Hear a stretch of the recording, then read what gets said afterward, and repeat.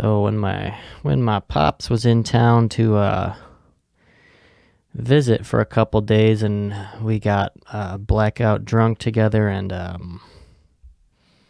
bonded and all that jazz. We were obviously had some moments where we were just sitting down, just chatting it up, just chatting like some chatty Cathys. And I remember him telling me this specific story definitely probably 5 years ago, if not more. But I tried to just be like, hey, you remember that one story? Just try and give him a little kickstart to the this specific storyteller, Daddy-O. So the story is, well, my father grew up in Ransomville, New York, and when he was maybe a teenager, late teens, early 20s, and probably before that, there was a person who he knew, a friend of his, or maybe an acquaintance, rather, not a best bud, but there was this cat out in Ransomville. His name was Bobby Williams. And as my dad puts it, Bobby Williams fancied himself quite a badass motherfucker, and he would often like fight people or fucking. I remember he said somebody was sitting in their car and Bobby Williams was outside their car, and I think they might have like just flipped him off or something, and he just took his fist and fucking punched it through the fucking glass window. And I guess Bobby Williams had a signature move. He had a belt that he would wear often to hold up his trousers, and then he had a nice big belt buckle on this here belt, and he would wrap it around his fist, and then he would just like beat the shit out of people with it. Just a very angry person, I guess, but that was his kind of signature move. That's what you associated Bobby Williams with, was beating people's ass with a belt. Not really in like a fucking sexual way, but just, he was just a angry guy. Maybe he had like CTE or something when he was like 20 years old. But so I guess Bobby,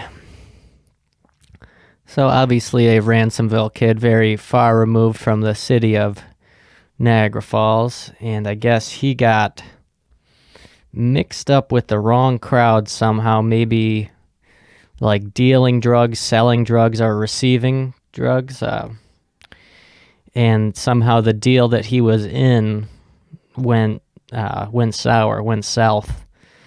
So then Bobby Williams took his happy ass down to Highland Avenue down there in DeVoe, in the DeVoe neighborhood of Niagara Falls, New York, and he was met there by some people who were not too happy to see him, I guess. Bobby Williams was probably, very angry with them, not happy to see them. And I guess these fellas that Bobby met down on Highland, they fucking like shot him like 6 times. They shot Bobby Williams about 6 times, I think. Either shot or stabbed him. But either way, he did not fare very well. He died. Pretty sure he died right then and there on fucking Highland Avenue. And you know what they didn't find on the body was the belt. These people on Highland, they knew about his signature fucking move, Cleveland Steamer. They fucking stole Bobby's belt. And they stripped him of his title. Just stole his pant holder right clean off his waist after they fucking smoked him, which is crazy. That's just a crazy little anecdote, true story. and my dad was not in the area at the moment. I believe he was in the Air Force driving like kind of like not troop transport, but just transporting shit. I think he drove like 18-wheelers or something, but he was in his early 20s. I think my dad was in the Philippines, and his mother cut out the newspaper article and then sent it to his barracks. So that's how my pops found out about old Bobby Williams' life going sour there. Got a belt thief down on the Highland, Rust Belt. And that was probably in the mid-'80s, if I had to try and triangulate my father's age to at what age his age now to what age he would have been then. But yeah, early 20s, I believe, so probably mid 80s probably. So if anybody has any parents out there in the local vicinity that went to either Leuport or Niagara Falls or any one of those schools that were in the area, maybe try and run it past them, and maybe they knew old BBW Williams, Bobo Williams. But yeah, so my father told me that story, and then we proceeded to, as I explained in one of the previous episodes, get very drunk. Or no, this was the night that we actually didn't get that drunk because I had work in the morning. This was when I went over to his friend's house out in Wilson, friend Jim. And Jim, he's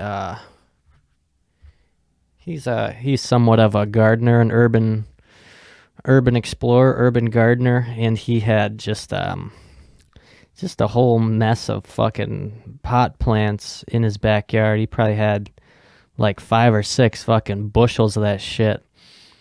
And it smelled pretty good, and there was like state troopers that were across the street, I guess, at one of his neighbor's house. I think his neighbor fucking was beating his wife or something, and they were just doing a routine checkup on him.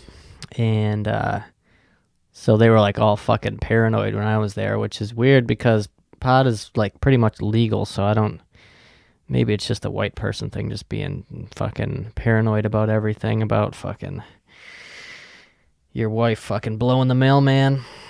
But fucking, speaking of folks dying, fucking, I had an uncle who was a cool cat. His name was Uncle John. Didn't really know him that much. I'm pretty sure he was probably about 10 when he ceased to live, but he was a cool guy from what I remember.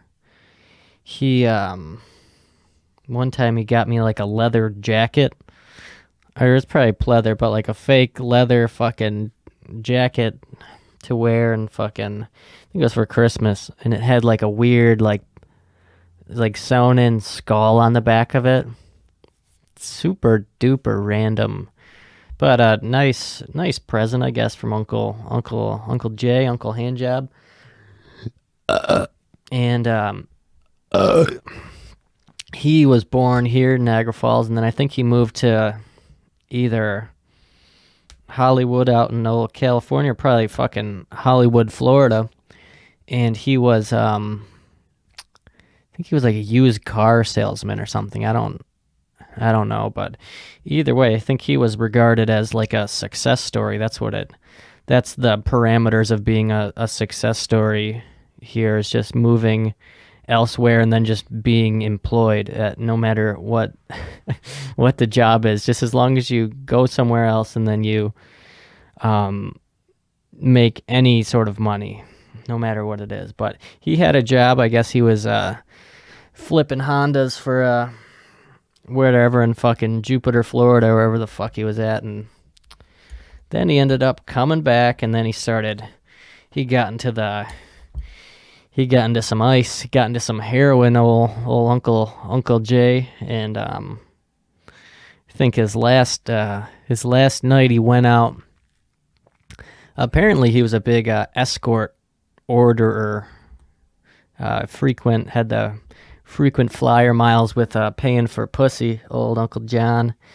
And which is, can't hate it, hate the player or hate the game. He's a handsome guy. He probably could have just got some the old school way, but I mean, sometimes you just want the main vein right away. Same with the old heroin. And so I think he ordered an escort, and then I think he had like a hot tub at his house or something, and he was like fucking her in the hot tub, and just probably taking turns between having sex with this prostitute and just shooting up, just mainlining that good I don't even know what's the fucking nickname for hair. Is brown girl a nickname for heroin? Let me see. I'm gonna Google this. Let's see here. Heroin street names. Let's see. Street names. Let's see. Oh, of course. Now we're not. Now I'm the fucking bad guy for looking it up, and they're not even gonna fucking tell me. Dragon Hope Heron. Hero Big H. China White. White Nurse. White Lady. Why was I thinking brown girl? White Horse. Black Tar. Oh. Brown Tape. Mexican Brown. Yeah, the old uncle's ripping some Mexican Brown straight out of the needle, and fucking, I guess he had a little too much Mexican brown rug, and fucking I guess he OD'd there on the spot, and then just took him out the fucking mixture of paid pussy in the heroin, which, I mean, solid way to go out. He was a bit older, probably 60s or something, so why not fucking live on the edge a little bit? He was a good guy. I think he had fake teeth too. Super random fact. And then my dad had a brother, I don't know if he was a younger brother or not, but I guess he died at a young age, and he died from not looking both ways when crossing the street. And it's really a son of a bitch, because they lived in a very small town, so the chances of you crossing the street and there being a car there at the same time are very very slim. So he just really got made an example of by a fucking Buick, this fucking guy. But yeah, so two unks. Didn't know the one unk that got smeared by the Buick, but he was probably a good guy. So then, I don't know, that's probably a lie though. My dad probably just made that up just to try and have it be some kind of like lesson to scare me when I was younger. A couple years ago, and then starting when I was younger, we would go on these fucking fishing trips with my dad, my uncle my cousin from Canada, and then my dad's friend and his son. And we'd have to drive like fucking 13 hours up into Canada, and all the towns have like just fucking retarded names. Wawa, Wahoo, fucking Mexican Brown, fucking Ontario. And so we'd drive all the way up there, and then we'd have to take then we'd have to fucking sleep, obviously, because we drove the whole goddamn day through the woods, and then we'd be staying at these shitty motels, hotels, Holiday Inns before, like, we would embark on this fucking camping fishing trip, and so we'd always be staying in these really shitty, and it's not even shitty for, like, the area of Canada, it's just all that they have, because we're 13 hours north into Canada. There's fucking just people addicted to fucking painkillers and fucking fishing for bass, I guess. I don't even know if there's any people that live there. We're just passing through town. But I remember it's all just logging towns, but I remember specifically staying at this one hotel, and then me and my dad he wanted to go see some fucking prostitutes or fucking or maybe not pay for pussy, but at least fucking pay to see some pussy. He wanted to go to like a strip club in Canada, but in this town there wasn't even like a fucking convenience store or like a fucking movie theater, let alone a place where you could fucking pay to fucking have a girl put her pussy on your face. Like, it wasn't even like you couldn't have even convinced somebody or just like made somebody out to believe that there was a strip club in this area, because the roads are fucking made of dirt. And it's just fucking stupid. But we walked into this one bar, and then it's just literally the bartender and like one other person just sitting there. They probably not even a customer, just somebody else who fucking works there. And my dad's like, hey, just me and him. Me and fucking him and fucking Pipsqueak. Fucking me, I'm 4 feet tall. Fucking still got a wet nose. And fucking, you know where there's any... he tried to do like an innuendo, like fucking make it low key. Is there any entertainment in town?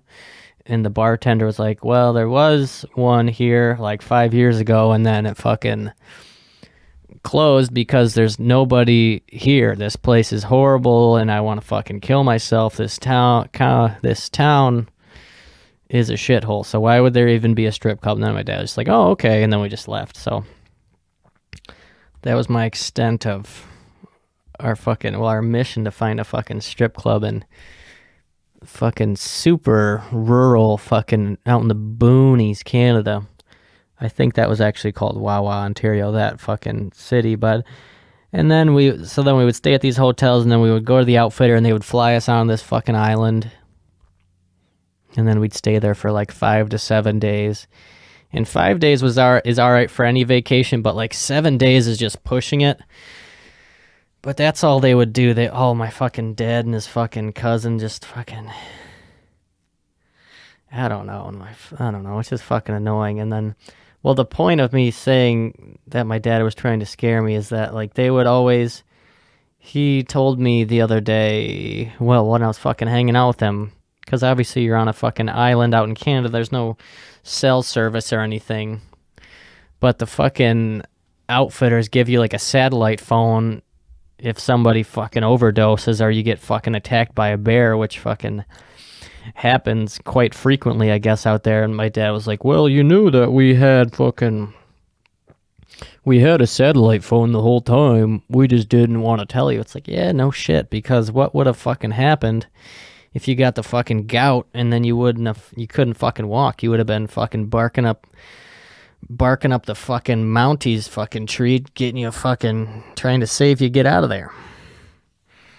And so he tried to fucking school me. But I wasn't having it because I don't know, it's just because I fucking saw it when we would go on these trips. But, and those trips were the first time I pretty much, first time I got acclimated to drinking in the morning time. I remember specifically we got fucking, because, you know, they fly us to the island, and then we would unpack all of our shit and set up shop, and then we got finished and fucking so we would like fly out like 6 in the morning, then like it'd probably be like a 45-minute flight really out into the middle of fucking nowhere, and then we'd land at the lake and the cabin and all the bullshit, the whole 9 yards. And this one specific time we fucking got dropped off, unpacked all our stuff into the cabin, then we were just chilling out. And then I fucking cracked a beer, and then looked at I probably wasn't wearing a watch, but just looked at my phone. Maybe I just had it on fucking airplane mode. And it was like fucking 8:30. And I was like, 8:30 in the morning. And I was like, oh, this ain't that bad. So then that was just a precursor, a window into the future of fucking me fucking hungover as fuck on either like a Saturday or Sunday morning. Fucking my eyes bleeding, my ass bleeding. Fucking just down bad, drinking a beer at fucking 7 in the morning and taking a cold shower.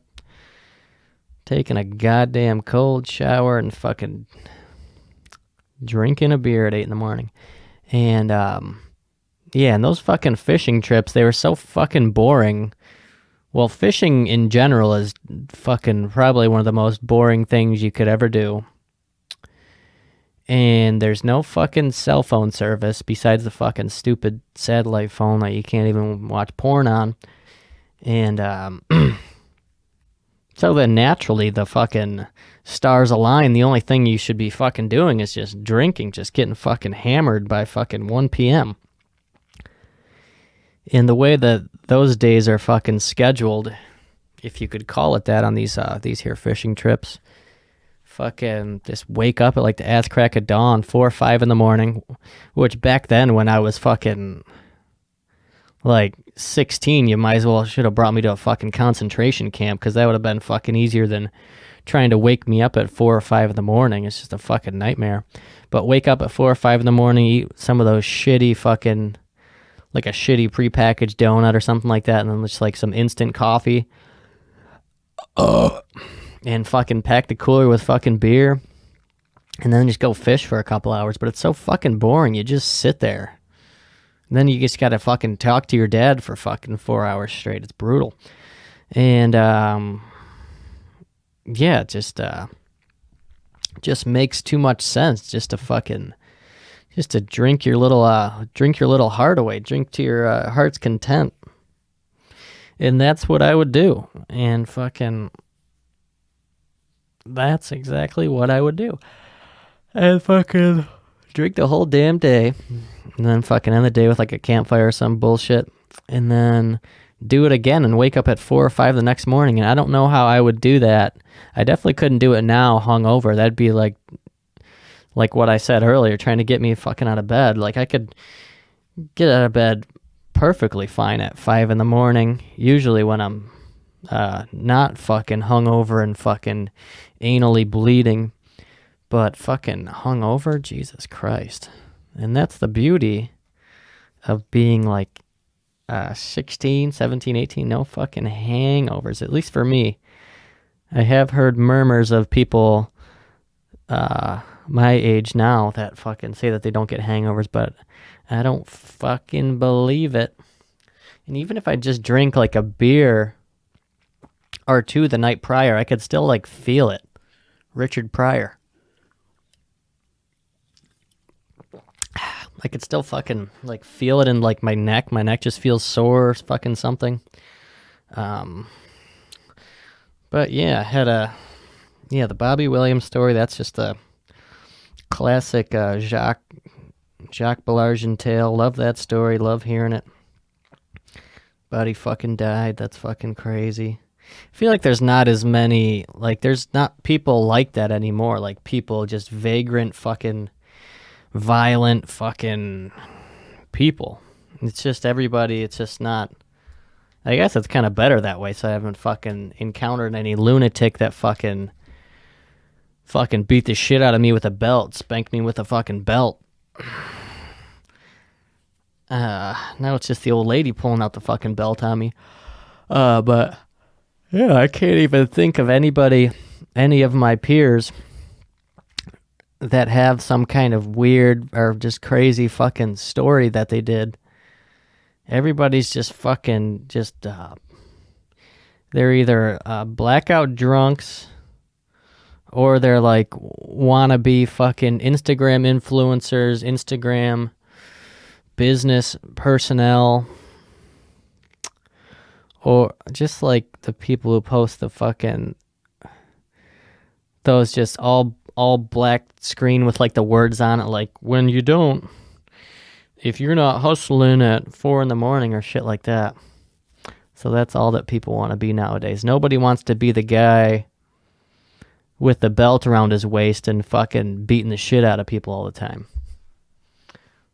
But at least around here, that'd be fucking, I really wish I could think of some crazy story with someone of that stature that would just do, maybe I'm just around just some safe folks, which is probably best in the long run, but then you don't get as many good stories.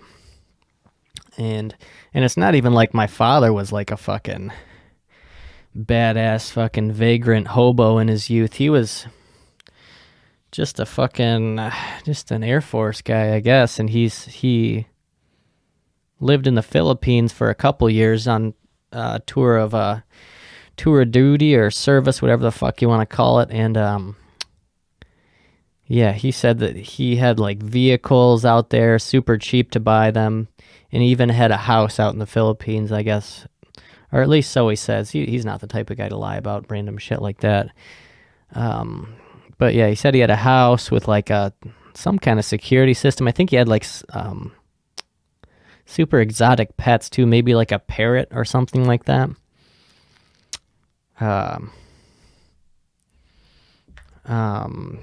Yeah, out in the Philippines, and fucking, he had a couple brushes with death out in the Philippines, I guess. One day, him and his buddies, they were gonna go to the beach one day in the Philippines, and my dad had some kind of plans, he couldn't go, and then so he canceled, and they all went, and then they all got fucking shot at, and fucking, I don't know if they got killed, but they just got shot at. So my dad had the old brush with the old death there. And, yeah.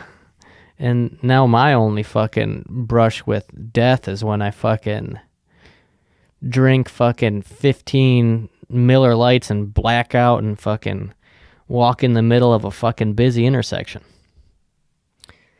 That's what my old fucking babysitters, that's what I used to tell me. Go get lost in or go play in traffic. That's what fucking all old people used to say to like young people like 15 years ago. Go play in traffic or something. Or I remember fucking, my mom had a friend, and we were at her house, and I was super duper young, and I think my mom told me this story. I don't think I remember it, but fucking my mom's friend, she like paid me to pick up fucking cigarette butts in her lawn, which is just super random. That's not even really a story. That's more just a fact right there. And not much of a man for the cigarettes. But the one friend I had, he said both of his parents smoked cigarettes, so there's no way that he couldn't smoke cigarettes. He told me this when I was like 15 years old. Granted, now this person, I'm pretty sure, is addicted to heroin, but it's not true. If both your parents are addicted to cigarettes, you don't have to smoke cigarettes. But that's what this friend led me to believe. But he was just, I don't know, I think he might be homeless at this point now. But, yeah, not, or what was I gonna, yeah, not much for a cigarette. Not up for a cigarette very often, but if I am on the cusp of dying, a slow, death from alcohol poisoning, and my eyes can barely open, a fucking Marlboro Red really seems like my fucking North Star. Let me tell you. Nothing like a drunk cigarette. Nothing like a drunk cigarette. And it seems like such a good idea when you're doing it, when you're drunk. You're like, yeah, I want to be a fucking I want to be a cigarette. I want to fucking have a cigarette. But then it's always the day after that fucking morning regret, and it fucking gets you, that fucking Marlboro Red regret. The Marlboro regrets. My fucking I think my fucking I've only just the drunk cigarettes, drunk darts. My high score with fucking drunk darts is, I think I went a Friday and a Saturday getting hammered and fucking smoking cigarettes. And whenever you smoke a drunk dart, I would assume whenever you smoke any cigarette, just the taste in your mouth, that's what fucking gets me the day after. And it just tastes like you fucking been chewing on fucking like blacktop or something. Your mouth, it just feels dry. got the fucking cat tongue, got the Marlboro. The Marlboro's got your tongue. And it's just not the most ideal. But when you're smoking it and you're drunk as fuck and you're just swaying back and forth, leaning up against the wall, your eyes fucking rolling in the back of your head, and you got that fucking gripping, white knuckling that fucking Marlboro Red outside of fucking Foley's on Buffalo Avenue, you feel like you got your fucking life figured out. You feel like you got it fucking made. Not my proudest solo episode, but they all can't be fucking masterpieces. Probably because I was lackluster on my planning here for this episode, but that's just because I couldn't really think of much. But that Bobby Williams story is very interesting, and then drunk cigarettes are always important. Very crucial part of my my drunken existence, my drunk persona, the person that I turn into when I'm drunk. Be cool if I had like a name for the drunk person I become when I'm fucking 12 Miller Lights in and I start fucking speaking in tongues. But with that said, gonna wrap it up here.